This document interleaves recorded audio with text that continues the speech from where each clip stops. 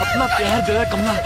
ए कमला, ए कमला, ई का करता हूँ? ए उल्टा, ए हमरा ऊपर, ए बेशरम, ए हमरा ऊपर, ए कौशल्या, ए देखिए करा के। भाई साहब, कौशल्या, हमना, ई बेशरम। उल्टा, तेज कहेगी। ये जवानी के घर में अपना तोरा दे मेरा है, तो जाके कोनो कोठा के रौनक बन जाते। इज्जत देला केनु तोरा कीमतो मिली, बुझले? दीदी, खबरदार, तोरा से हमरा ये उम्मीद ना रहे। अपन गंदा जुबान से हमरा के दीदी मत बोल, जबान खींच के नाली में फेंक दे, बुझले?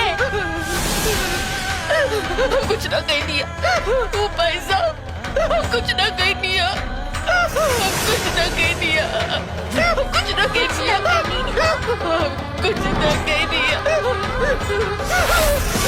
नहीं, हमारा विश्वास करी, सुनी ना। ई बेशरम, हम सुनी ना, रुको कहानी, सुनी ना। हमरा साथे धोखा भइल बा, हमरा साथे धोखा भइल बा। कहाँ बारी रहुआ, कुछ ना कह दिया। हमार कोनो गलती नहीं के, हमार कोनो गलती नहीं के, हमार कोनो गलती नहीं के, हमार कोनो गलती नहीं के। सुनी ना, सुनी ना। दिमागी लाग।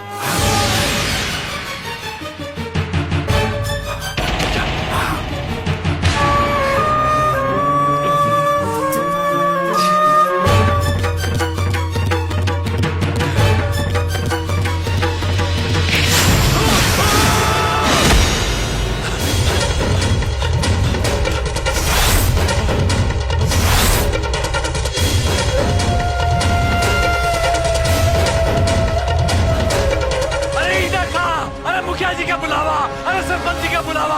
अरे ये देखा, अपन हवस के भूख मिटावे खातिर पत्नी के जान ले लेला। अरे आवा आवा आवा आवा।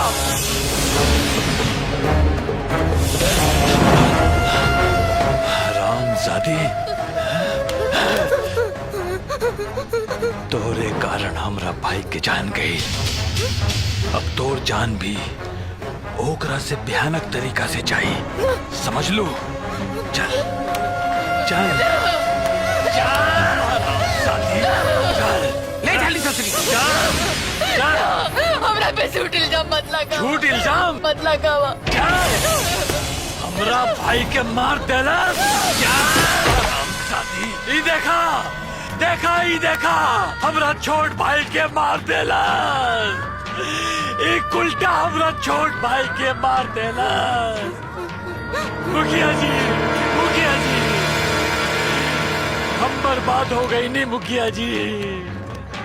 एक कुलक्षणी हमरा भाई के खा गई नहीं मुखिया जी। एक ने कारण हमने भाई के जान गई। इंसाफ चाहिए, हमके इंसाफ चाहिए मुखिया जी। केस के फैसला कोनो कोर्ट कचहरी थाना में ना हुई, काहे कि गांव के मान सम्मान और मर्यादा के बात बा। और एक उल्टा के इतना लात मारो लोग कि चोट एकरा बदन पर ना, एकरा हवस के भूख पर लगे। मुखिया जी, हम हाथ जोड़ता नहीं, एक बार हमारी बात सुनी, एक बार हमारी बात सुनी मुखिया जी। हरामजादी, सफाई दे। मारे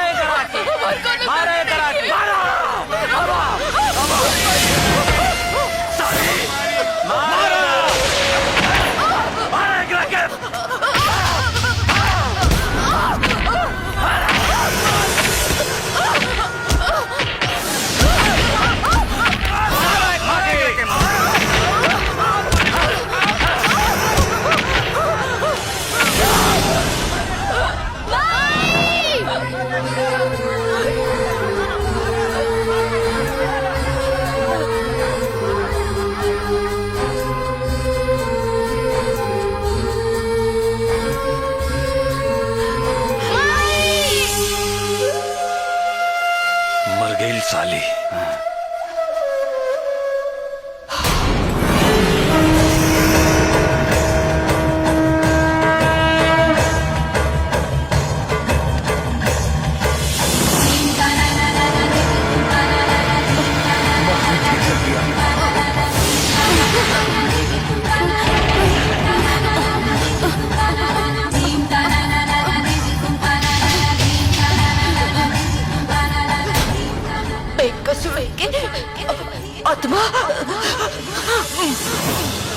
मरला के बाद भी जिंदा रहेला। जवन दाग ते हमरा चरित्र से लेके मांग तक ले लगाते ले बाड़े उ दाग हम तोरा खून से ना धोनी।